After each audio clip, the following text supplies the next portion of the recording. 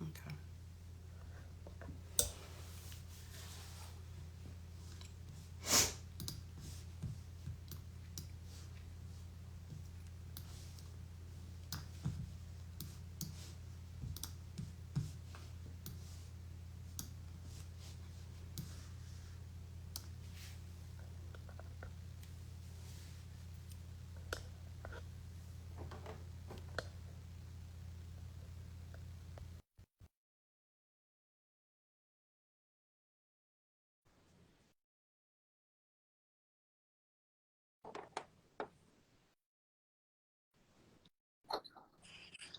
Okay.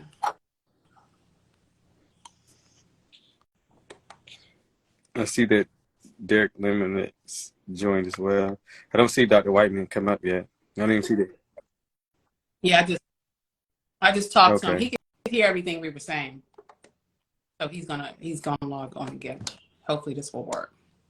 Thank you guys so much for your patience and for logging back on. You guys are awesome followers. You all are amazing. But you know what? This is an important topic, and it warms my heart that so many folks are interested and they come in every week to hear us discuss different topics around mental health. Yeah. So thank you guys, especially men. Especially men. Thank you guys, because that shows me that what we're doing is really important. So thank you. So let's give it a couple more minutes for Dr. Whiteman, and we're going to get started. And just text him and let him know that I we're just see on that here, and then he at least we'll joined. just Yeah, I start just with saw that it. he joined. Oh, here. So let's see.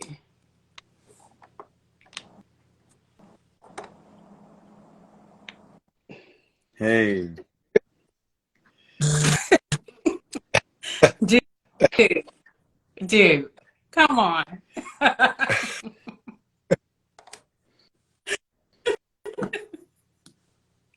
We couldn't possibly have this without Well, you. You're like Wayne's my right woo! arm, you're my left arm. Come on now. You have me It's a nervous for part a of the minute there. theatrics that we should all go through. It's okay. You know, it's a part of electronics and being, virtual. This Remember, happens. So, remember Tim hey, Conway in the Carol you know, Burnett show as a doctor?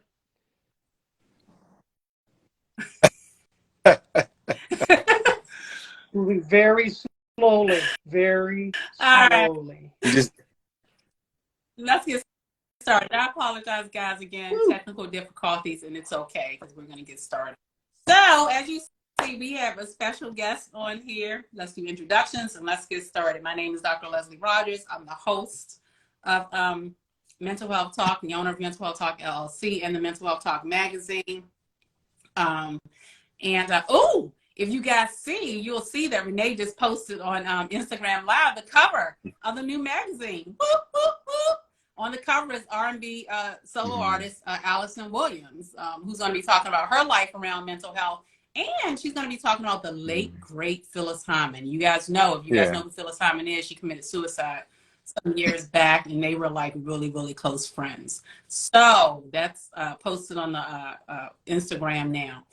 So again, my name is Dr. Leslie Rogers. I have with me today Wayne Lassane, who's also working to get his certification in mental health. I'm so proud of him. Him and his wife are doing great things. You guys hear me say that every week. They're doing Yes. great things around couples therapy. So you guys got to check him out. He has his own thing going on, he and his wife.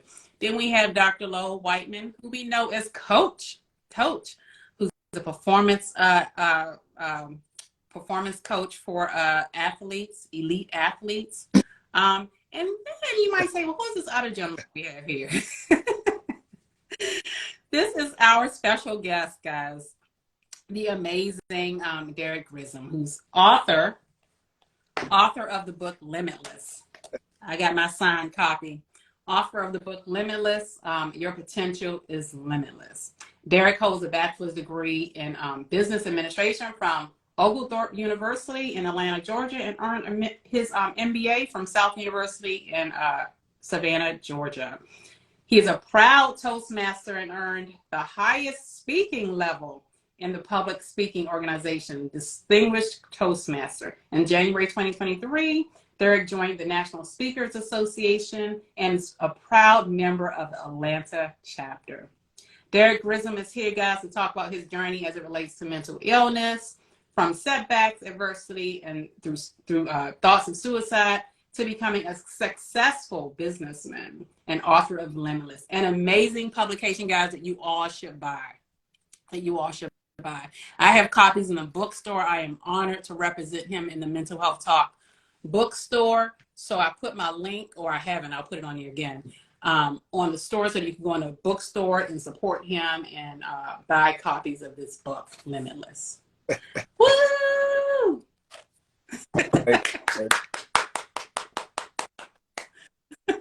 So Derrick, how are you doing? Thank you so much for joining us on this episode 13 of Let's Talk Men's Mental Health, which I said earlier is really important to normalize and validate experiences. And what is even more significant is to have men, guests, come on here and talk about their journey and their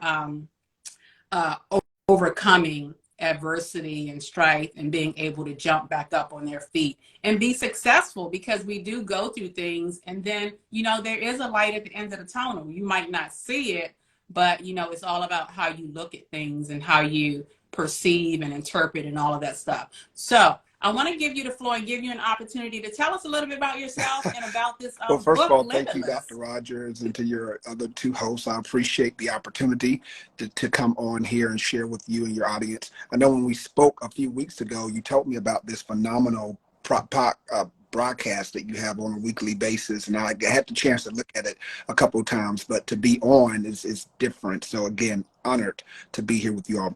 Limitless is a book that I self-published, and it went live on March 10th. So for maybe 4 or 5 months, I was writing away as I was dealing with some things that I'll share that made me feel like it was time to share some of my journey with others in hopes to help them along the way. So I wrote the book in October. Started back in September. It was published March 10th, and I got a call from the LA Times 2 days later, and was just featured there in LA a few weeks ago at the Los Angeles Times Festival of Books as a result of the book. It really is a story of my life, growing up in a single parent household, fighting obesity. I've lost 150 pounds. I don't, Wow. you know what. Picture on the book, Wow. that's the old Derrick. He's gone forever. But that was a challenge that I was able to overcome. I went from GED to MBA, high school dropout, the oldest of 3, single parent household. And then I talk about, even when I realized I was going through, I guess at that time of phase when I was younger, of identifying as a gay male, not really understanding what that was about at such a young age, and really going through those challenges. So there's a part in the book, there's a chapter in the book that is devoted to identity crisis, and that is devote a lot of that chapter to some of the mental health challenges, and, you know, even some suicidal thoughts, and just some of the things that I went through, but thanks be unto God, was able to overcome and move on with life despite those challenges. So that's the overview of the book, but it talks about more than just weight loss and education, and as a matter of fact, the vast majority of the book doesn't even talk about sexual orientation. It really just talks about life and being able. Right. Yeah. Amazing. And one thing you just said, and I want to just put that out there because a lot of people don't think this is achievable. You said from high school dropout to MBA. High school dropout to MBA. Guys, anything you put your mind to is achievable, right? It might not look like it, and it might not happen when you want it to, but you have to be devoted and with motivation and persistence, right? You can persevere. And this is an example of from GED to MBA. So congratulations. Thank you. That was a journey. I was 17 years old in a 9th grade homeroom. And I told my mom, listen, I'll be 22 if we don't do something. But I'm glad she did, because as a result, it got real, and life really. Yeah. Let me ask you this, and I don't want to stay on this too long, but why did you drop out of school? Like, for instance, a lot of people drop out of school, especially depending on the environment that you're in. They feel that it's not affordable, or college isn't affordable, or, you know, they have to work, or other things come into play. Why did you I had decide to fallen leave school? behind a great deal because I started working at age 14, and I spent more time working and closing and doing things I probably would. I was 14, but I was tall. You know, I'm 6'3", so I was able to get away with saying I was 16, and they would let me stay a lot longer. So when it was time to go to school, I was too tired. I'll just be honest. I didn't go. And when I went, I was so behind, and then I had to get some more sleep for work that next night. So I really fell behind working. Mm-hmm. Okay. Okay. Awesome. What were challenges along with becoming a successful author? I mean, along the way, as a, you know, you talk about these intersectionalities about being a gay male, being Black, and other intersectionalities of your life. What were challenges toward becoming an author? I would You know, imagine that it I wasn't really must easy, say, right? and maybe it's just, again, God was shining a light. I didn't really know I was going to become an author. That came about because I was talking to someone who became a mentor of mine, and he told me, Derrick, your story sharing. I really wanted to become a professional speaker first, Dr. Rogers, and she stated that to add a level of credibility to me, and she didn't say this, but I got the feeling that thinking this, you know, you being a Black male or whatever, that credibility of a book is going to help you along your speaking trajectory. And as a result, that's when I started writing the book, and saw that I was serious about writing the book. She connected me with her personal editor because she is world renowned, and she writes books as well, and the rest is history from there. So I can't really say it was a struggle in that sense. I think the biggest struggle was taking time to actually write it and getting up at 2 and 3 in the morning because I couldn't do it during my corporate job time and putting thought into it. But God Yeah. has allowed people to come in place to help me along the way to get this book published. I had no idea what I was doing, and I still don't know. I'm just going about, you know, what I'm going about. Oh my goodness, that is amazing. If you guys are just joining, we have author on here of Derrick Grissom of Limitless. Limitless. And he's speaking about his journey with mental illness and becoming a successful author. Absolutely. So when you're talking about mental health, this is all about mental health and mental illness. You know, I often say that, you know, a lot of folks are resistant to talk about mental health because they use it interchangeably with mental illness, right?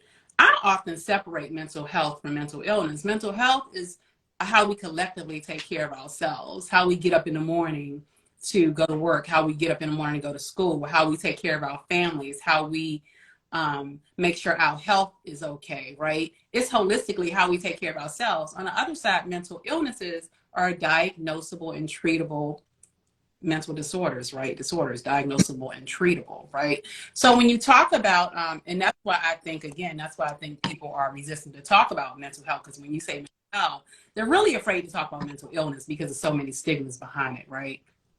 So when talking about mental health, what was that like in your family growing up? Was it talked about much, or was it, And see, you doctor, know, that's talked why about in you're the your doctor, family at all? because you're distinguish mental health and mental illness. And I think understanding that distinction will help more men, particularly, and people in general, to be more transparent about that.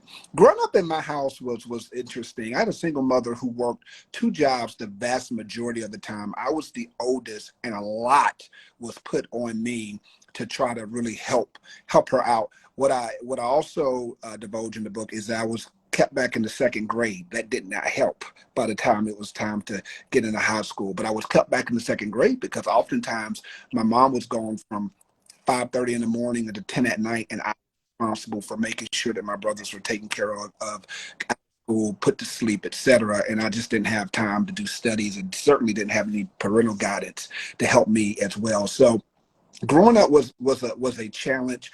There was no father in the house. We are the product of 3 different fathers, so we're half brothers, although we're brothers. And again, my mom was single, doing what she could do. So that I think for me, mental health probably it wasn't diagnosed because I didn't go to I didn't get professional help then, but I'm sure it was developing then, just with the stresses of being so young with such enormous responsibilities. So I'm sure at that time, had we seen some type of professional, they would have been able to see that there were some challenges just in the mental stability there at that time. So Yeah. it was not Mm-hmm. talked about. Yeah. And, you know, and that's okay. And thank you for sharing that. You know, and I believe in most of our families growing up, especially in minority communities, it's not really talked about. You know, it's talked about maybe in the church, but it was really shied away from and slept under the rug, especially for men. Men had so many roles growing up in Black families. Like you said, you were a product of a single household. You know, you had to work at a young age, right? And you had to prioritize work. So I imagine that, you know, you had to put, you know, feelings about feeling emotional struggles and stressors behind you and meet the needs of your family at the time, because sometimes especially men of color That's have to right. stand I up and mean, be the my father. brothers are much young. Well, one is 2 years younger and the other was 6 years younger, but I matured so much more than both of them by default of helping out my mom. So you're absolutely correct. But I you think know it what, it did. makes you stronger in the end, right? Potentially it makes you stronger in the end. Yeah, absolutely. So you're open about you know, mental illness and the impact that it had on you. Could you share a little bit about like what that looked like for you as a male, like and um, when you were old enough to know about therapy and other resources, So I what stopped you think from that getting I help? dealt with a lot of insecurities. And when you read the book and you talk about, and you read the chapter specifically on identity crisis, I really break down the insecurities I had. Number one, I was insecure because I was obese the vast majority of my life. I started really gaining a lot of weight when I was 14 and 15, because imagine, I kept a job, but I kept a job at fast food restaurants. So you can imagine how I was eating on a regular basis. If I didn't do anything else, I knew how to eat. And I did that a lot. So by the time I was 17, I think I went to prom. I was 300 pounds at 17 years old. They used to call me Big Papa back in the day. They would joke on me and call me, and that was not a fun name even then. I'm just back at the day, but I favored them just because of the weight. So I had the insecurity. There was insecurities with just the family structure. When my mom finally moved us out one area to another, we never had a car up, and that's when I realized, wow, you know, my friends and everyone else are kind of getting around doing things we've never been able to do. That was a challenge. And then my sexuality. I mean, I started, you know, I put this in the book. I started kind of transitioning to my reality. I like to say my reality age of 10 and 11 years old. Mm-hmm. And it was, I didn't know what I was dealing with. And I certainly didn't have anyone to talk to. And even to this day, sexuality and orientation, although it's gotten better in the Black community, especially in Black families, it's not a badge of honor that you wear. I was busy trying to keep that secret while taking care of my brothers, not understanding those emotions, while dealing with obesity. It was just a lot going on that kept me from being focused, and it absolutely affected my mental health. But I tell you this, even at a young age, I had hope. I would dream of a day that things would be better overall, not knowing how that was going to happen. And I think that's what preserved having that hope in God. Not so much the church, because the church wasn't always friendly to what I was dealing with. So Mm-hmm. it's not like I could just go to the preacher or go to a counselor, church counselor. It was all in my head, having Yeah. to just deal with life and make it happen, thinking, you know, I'm alone doing so. Yeah. Yeah. Hmm. Thank you for disclosing that. And, you know, while we're on that, let's go ahead and, you know, talk about that for a little bit. You know, when you and I first met, you were open about your identity and that. And, you know, a lot of kids struggle with that. And I think I said earlier that, you know, mental health is prevalent in the LGBTQ population, right? Especially amongst youth.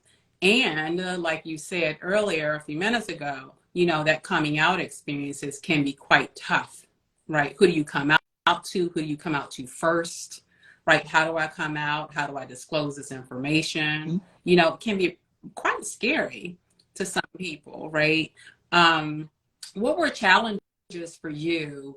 And what advice do you have for folks or youth regarding coming out and, you know, loving themselves, you know, based on who they are, who their true selves are? What advice do you have? And what were So challenges for you for I will coming say that, out? I'm 43 years old, so things have gotten progressively better since I was 10 and 11 years old during that time. So the advice that I would have given myself then, I wouldn't necessarily give now. Then coming out wasn't even an option. It wasn't. I mean, I couldn't even imagine. It's unimaginable at this age to come out then, just because of the environment that we're in, an environment I remember being in, whether it was my immediate family, friends. I mean, I was being joked about with my weight. I couldn't even imagine taking the full brunt of being joked about on orientation, even though I was, because I was still different, but it wasn't, it's not how it would have been had I been open. To that point, I think that we're at a point now that where parents should really be more in tune with their child and with their children. And if you want some of the signs of a child that may be struggling with his or her orientation, and when I say struggling, I'm not saying struggling because I feel like they have a choice. I'm saying struggling because I feel like they don't know what to do. If they become distant, if they are quiet, if they are reserved from wanting to be around other people and just kind of out of it, and that's a big sign, because there's a loneliness that comes with that, because the vast majority of the people in whom they're around identify as heterosexual. So there is a deep loneliness that a lot of our young people are dealing with, and I think that's a time for a parent to proactively talk to their child and just be open to whatever he or she has to say without judgment. I'll say that again, without judgment. This isn't the day and time to start quoting selective scriptures with these kids when this. And I do say selective scriptures because we all know we can all find what we want to find to beat somebody. This isn't the time to do it. And I think if parents would do that, they would understand their children a lot sooner and can develop that friendship and that love that they need. And then they need to connect with a Dr. Rogers or someone alike so that they can help transition and bridge that gap, because parents are at a disadvantage too, because they may not know what to do. They may not. Yeah. Yeah, absolutely. Sometimes, you know, you make a good point. Sometimes it's not about the kids. It's not the difficulty in the kids. It's the parents who's having a hard time to transition. So which makes anxiety even worse for the kids, right?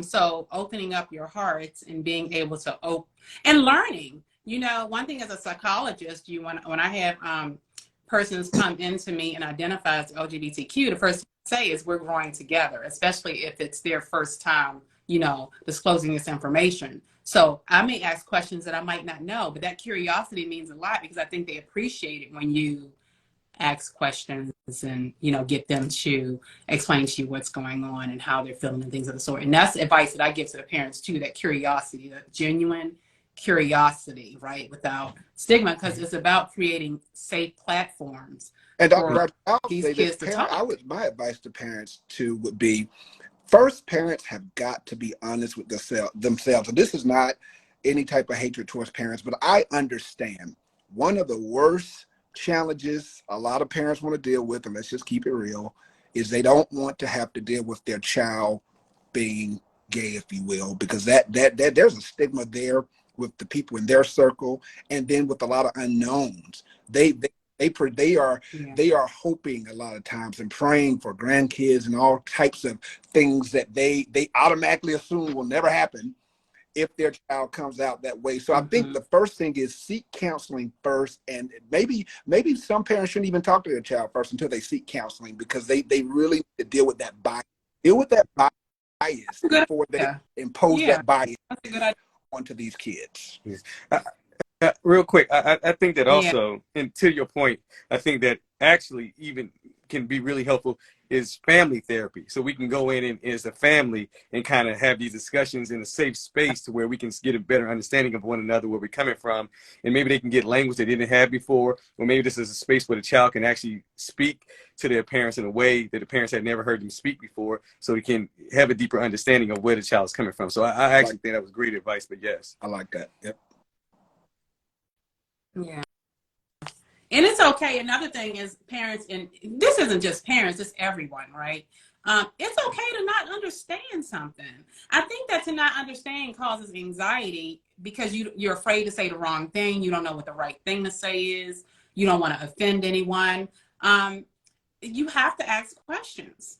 You have to. You can't get around it, right? Because no one better knows how they're feeling with the person that you're curious about, right? So now, when you talk about that, is that where, like, when you talk about your experiences as obesity and being, in an identity crisis, as you said earlier, and other experiences that you've had, is that when I the think the suicidal suicide thoughts came thoughts into came much play? earlier when I was young, not really when I was trying to transition and understand why am I having these feelings for the same sex. I think that is what took a toll because there was no one to talk to.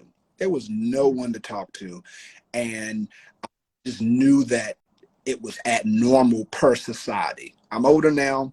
I have more wisdom. I get it, but at that age, it was abnormal per society, and with everything else that was going on, who wants to deal with that as well? But again, I think my own relationship with believing that God would pull me through, even though I didn't feel like I had anyone to talk to, really was a help, and it got me through. That hope got me through. Let me pick up on that a little bit, Leslie, with the young people that I deal with. Derrick, what do you think about the fear of going back to a situation that's hard to deal with and face? And that was the motivation for some of my athletes about suicide. They didn't want to go back home. They didn't want to go to the holidays or even face parents and family coming to see them because it's just so difficult and almost to a level of trauma. Do you think that had any basis for some of your thoughts about suicide when you were younger? That it was just so bad. It was just so, I just want to get out of it. I just want to leave this. I was a little torn because in the back of my mind, I always had the thought of my mom is by herself. I have these two brothers. Where am I going? Right now, me working at 14 is helping her out a lot because that's one less head she has to feed. That's if I was to take myself out, she's worked at two jobs. These boys are young. Who's going to be there? So I think in my case, the added responsibility prevented me from going too deep because I understood that would leave a big hole. But that's my situation. To the point you just made, Doctor, a lot of kids or youth aren't in that situation. I guess it may be easier for them to say, hey, I'll just, take myself out here. But that wasn't my story because I just felt like I couldn't do that to my family. I just couldn't do it. Blessing in disguise, Derrick. Blessing in disguise. And you're still with us. Absolutely. And you just answered my question. I was actually getting ready to ask you, for everyone here, what stopped you? Because a lot of times, when people contemplate suicide, something, if they don't do it, it's something that's stopping them. Either they want to live, it's family, or it's something that's stopping them. And you just answered that question. Also, so I didn't thank you add so this much. part. There was a hope back when I was younger that one day I would grow out of this. I now know that's different, but there was a hope. There was a hope that one day just go away. We get married, and I really believed that. It was only when I turned about 25 that I gave up that hope. But that hope was there, so I think that probably played a part as well. That's a great. But how did faith play a role in that hope?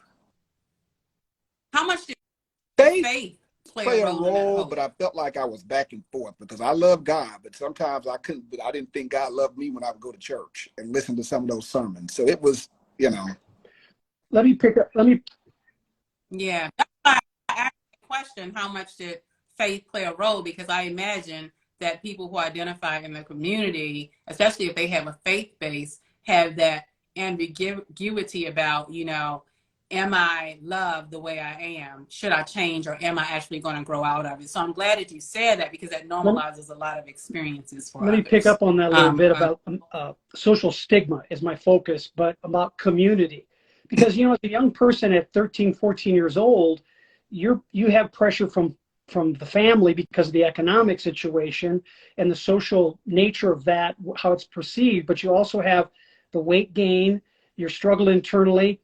So how would the community's messaging about all of those different pockets of influence for you been different if the community, the school, the recreational center, anything around you that had messaging that was more positive, more inclusive, more descriptive of identities, of choice? Because in cases with gay, it's not a choice. It is who I am, and we don't have messages in the community publicly as broad as it needs to be to help young people like yourself at 14 to deal with a choice. I could take this path. I don't have to be so critical of myself, because you know what? I'm not the only one. And look, that message is telling me I'm not the only person struggling with this stuff. Like you said earlier, you had difficulty finding anybody you could talk to that was a peer related or somebody in the same circumstances. So what would you ask the community to do today, now that you've had the experiences you've had, thankfully recovering, gotten through them, you're here, but what would you ask communities to do better at sending a message so kids really have places to discover? So one of the things, Doctor, I would say is I think we as a community, we have to be less judgmental and educate ourselves. And one of the things I'm going to do, Dr. Rogers knows this, I will be leaving my corporate job in a few weeks to pursue my my business full time, to include professional speaking around this issue. Here's how I think those of us in the LGBT community can help. We can actually help the overall community. Everybody have to start talking, period. Those of us like myself who's comfortable enough to stand in my truth and articulate my challenges, my past, as well as bringing the bridge together, we have to start talking to those who are just highly ignorant. And I'm not making excuses. There's just a lot of ignorant people out there. They are convinced even now that LGBT is a choice that we can just snap out of if we really choose to do so. And I think just a open conversation where that foolish thought can be challenged in a respectful way will help people become more educated.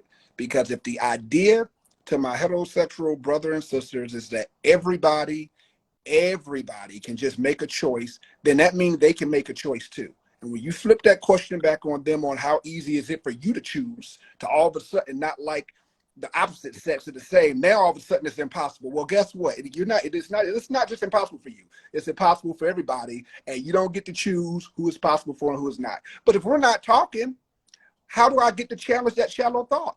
So it's not just on this, it's not just on heterosexuals, it's on LGBT. Stop hiding and talk so that we can put a challenge to this foolishness and then start educating and helping our kids. That's what I say. And I'm going to do that in my new journey. I love that. Yeah. Thank you. Thank you so much. No, I was just saying, I love the idea because, comment? again, we always fear the unknown, right? What we don't know, we fear. So I love the idea of educating because, when we get educated around things, it's less scary, right? It becomes now you know about it, you know a person, you can identify with the person, you have empathy for that person. And so now it changes the scope of the conversation, the scope of how you deal with people. So I love educating. That community and education go hand in hand. So I love it. Yeah. And that's why we're doing and Derrick, whole reason. I would add some words to what John just said about enlighten as well as educate. Many people are not prone to sit in a chair and listen to a lecture, right? But some are, and some will attend. But I think the enlightenment, enrichment of experiences so that people don't feel alienated because of a difference. I can wear a boa just as well as anybody else can, okay? And in fuchsia pink, I'm good at that. I could do that. I could stretch my boundaries. I'm being a little facetious here, but I'm trying to point out that many of us on the heterosexual, especially white male heterosexual side, don't engage in education. But when somebody they respect stands in front of them eyeball to eyeball and says, that is not fair, your judgmental behavior is not reasonable in this country, if you believe what we have stood for. You know, we believe in looking at people for who they are, appreciate those differences, and gain from the experience. So I would ask and encourage all of us, and especially on your journey, Derrick, with public speaking, is really promote enrichment of the experience, enrichment of the knowledge base, not so much education, because that word puts people into predisposed posture. Not that it's bad, I'm not saying it's bad. I'm just saying really broaden that footprint so that your experience, the wealth of your experience and the survival you've had through it all is such a great footprint to share with people and enrich their experience. No, I appreciate that, and I practice what I preach. Believe it or not, my world, I have more heterosexual friends and people in my world who respect me for me, where we can have these open conversations and no one feel threatened or intimidated or judging. I'm in that world, so I want to share that as much as I can to try to help bridge that gap. Because here's the thing: there's more to Derrick Grissom than him being gay. Okay, fine. Let's talk about everything else. That's just a part of me. That's that. But that needs to be the way for all of us who are in. It's just a part of our orientation, gay or straight. That's just a part of who we are. So much more of who we are. But we have to first be open to accept, everyone for who they are, and then move on past that to other good stuff that needs to be talked about. Yeah. Okay. Excellently said. Now moving on a bit, Derrick, who were some of your greatest influences growing up? So here's the deal. My greatest influences were more local people that I knew. I am very weird, and let me tell you what I mean by that. Because I grew up, I was working 14. I started working at 14, taking care of my brothers, working. When I got through my 20s, I was going through that journey from GED to MBA. So I was school, working. When I got through my 30s, again, I was trying to get an MBA, working. I cannot tell you, I'm not someone who can throw off a name of a bunch of famous people who influenced me, because I don't know. I just came across some famous person who I guess I was supposed to know who this person was, and I didn't. I'm so embarrassed. So I'm not that person. These are local people. I have a couple aunts and some actual mentors that's been friends of mine for 20, 30 years. Got a couple of judges that's actually listened to me, and it was more of they were going to mentor me during the time that I needed that more so than anyone that you guys would know. So sorry about that, but I'm not. Derrick, with that being said, what are the characteristics then of meaningful people in your life? People who I can respect because they don't make excuses and they don't allow me to make them. I am really big. I never was the type of person that was envious or jealous to be around other successful people. As a matter of fact, I stayed around people who had more money than me, who was doing better than me while I was going through the struggle to get there, because I felt like whatever you were doing, I need to figure it out so it could help me along my journey. And till this day, that's who influences me. People who are out there not making excuses. I went from GED to MBA, but they probably did more 10 times that, whether it was education or not. That's what I respect, and those are the ones who influence me. I actually really appreciate that. I think that it's easy for us to name out these people that are famous or whatever, but we don't actually know these people. We don't interact with these people. Granted, they can be helpful to the movement. Like if somebody with the name comes out and says, hey, I identify as this, that can be helpful because, wow, this person has done it. So that makes it easier for other people because this person's done it. But at the end of the day, it's the local people who you work with who actually influence your life and help you, because they're there when you're in the struggle for real, and they help you get through these things. So I'm glad, again, I appreciate when you say that, about the people that are local. And they can keep you balanced. I have some people in my life who can look at me and say, now I know you think you know it all, but you don't, and this is why you need to listen. And I'll actually listen to them. Yes. If somebody on TV, you're not listening to these people. You're following their footsteps. I want people who can tell me, can check me from time to time so I can stay balanced. And those are my influencers. Yes, I love it. Yeah. Now, are you working on any other books? I What else are you am. working on? I am. Amazing, amazing So book. I am working on book 2. So this part of my life, one of the reasons why I'm leaving my corporate job is because I'm a sales executive, been in sales, done very well in it. And the next book I'm writing now to be completed in a few weeks is called 6 Steps to Limitless Sales Success. 6 Steps to Limitless Sales Success. And that book is talking about how to take an individual, people who are in the sales community, the career or not, and really giving them a process, a formula to being successful in sales. And I'm going to use that and really help educate and help increase revenue with a lot of small businesses, because they do very well at what they do by default. But if they just had a clue on what sales was all about, they could increase their profitability so much more. And that's what I'm going to do. Limitless Volume 2 to that book, that's the 3rd book. Maybe they'll come out this fall, because I need to tell the story of what's going on now in that book. So, but right now I'm focused on the sales, the corporate side, and that will be done in a few weeks. Congratulations. Oh, Yeah, that's congratulations. amazing. Yeah. Thank you. So just real. So obviously through the struggles that you went through in life, is that what put you on the path to want to create your own book or write your own story? Because I know that you didn't want to become a writer, according to you, that you had other goals and aspirations. Listen, I'm going to tell you, once I got through it and actually got the help, meaning because I didn't know what I was doing, but once I took it from here to here, and then was connected with the people who was able to help the self-publishing go through, and I saw, okay, it can actually be done. And then the results of the book, I think I've sold like 300 books so far between Amazon and myself since March. Hey, I can do it again.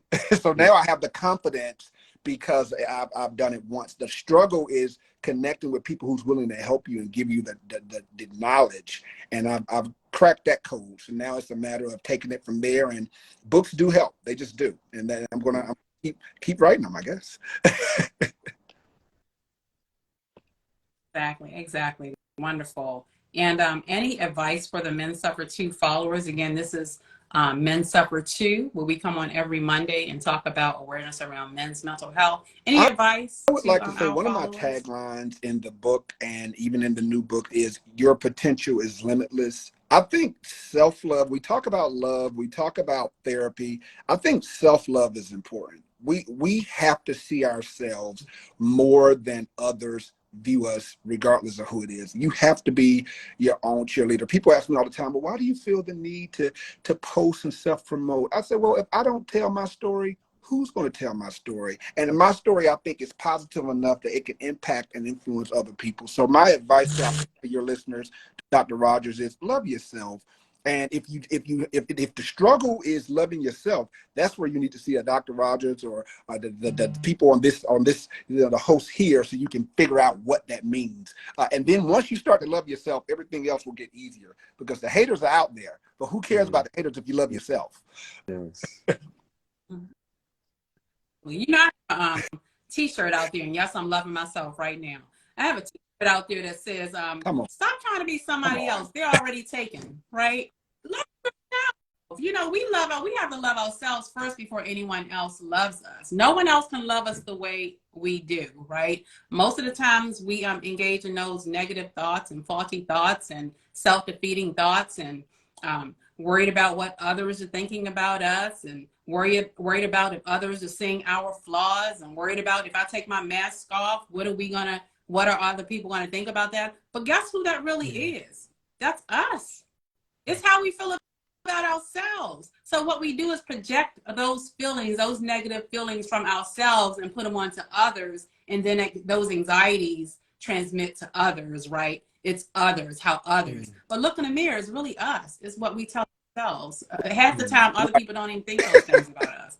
But when you go in front of people, with this low self-esteem and low self-worth and et cetera, especially in relationships, and we haven't talked about that yet. We got to have a Monday to talk about relationships. Right. When you go into those relationships with all that stuff projecting on the other people, they see it coming, right? And then we wonder why we get into like unhealthy relationships. It's because it's how we present. It's people feed off of that, read off of that we don't love ourselves. And it's hard to do, right? I'm not saying that loving yourselves is the easiest thing to do, especially how some of us grown up. I know it was really hard for me to love myself. And sometimes, guys, I do still have insecurities. Loving yourself, real. Loving yourself has peaks and valleys. One day you love yourself, and tomorrow you could just really get in a dumper for it. So with that being said, it takes people around you that are like-minded and in your camp to help you do that. Stay on the high side of the self-love. So I put a name on the screen, Derrick, for you. Her name is Farrah Allen. She's in Atlanta, and she is a CEO of The Labs, L-A-B-Z. I think you will find, I'm recommending you based on this very brief introduction, but I trust my colleagues that you will gain a great deal of camaraderie, in reinforcement of your own self-love from the Queen Farrah. She is a wonderful woman, an equal to Leslie for sure, but she's right there in Atlanta. And just reach out to her and say, Dr. Whiteman said I needed to shout out to you. Let's have a coffee or a tea or a sweet tea stuff. You do that Atlanta thing with the tea. You know, that's disgusting. They love sweet tea down here. Stay vague because I used to like it like that, but I don't really drink it like I used to. But yeah, we're a sweet tea now. The sweet tea is amazing. I've got to break early. I love my colleagues, Derrick. I'm really glad to have met you at this time. But reach out to Farrah Allen.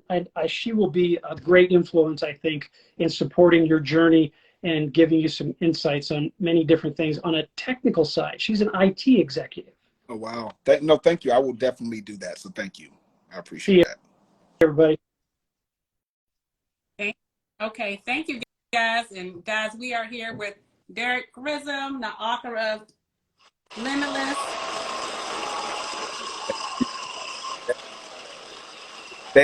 Standing ovation.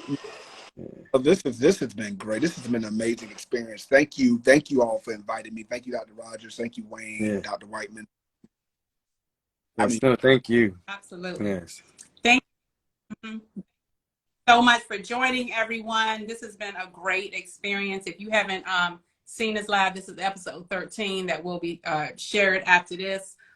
Please go back and watch it, and please get your copy of Limitless on the Mental Health Talk website, mentalhealthtalk.live, L-I-V-E. I am definitely supporting him. mentalhealthtalk.live, L-I-V-E. Get your copies today. I saw that I'm going to have to order some more copies because I saw that 3 copies were already sold. So, you know, they'll be sold out before you know it. So get your copy, get mentalhealthtalk.live, L-I-V-E. Thank you guys so much. Thank you, Wayne, for coming on. As you guys know, until next time. Pleasure meeting you, Derrick. You as well. We'll stay connected. Thank you. All right. Thank you.